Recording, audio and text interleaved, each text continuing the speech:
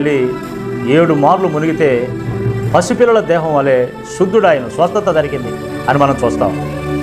ఇక్కడ విషయం ఏంటంటే, అట చెబుతాడని అనుకున్నాను, ఇటు చెబుతాడని అనుకున్నాను, అది చేయమంటాడని అనుకున్నాను అని నువ్వు అనుకున్నట్టుగా దేవుడు ఇక్కడ బోధించడం. ఆదివారం మందిరానికి వెళ్తున్నారు కదా, నువ్వు అనుకున్నట్టుగా దేవుడు బోధించడం. దేవుడు బోధించాలనుకున్నది బోధిస్తాడు.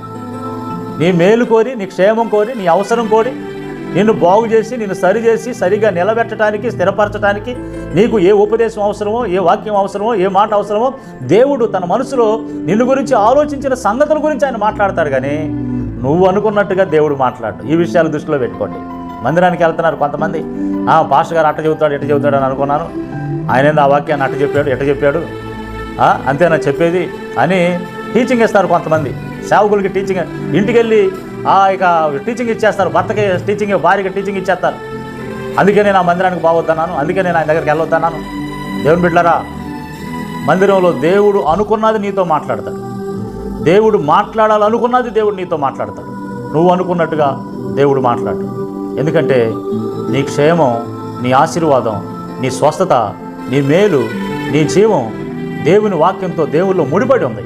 కాబట్టి దేవుడు అనుకున్నది నీకు మాట్లాడతాడు, బోధిస్తాడు. కాబట్టి దేవుడు ఏం చెప్తాడా నాకు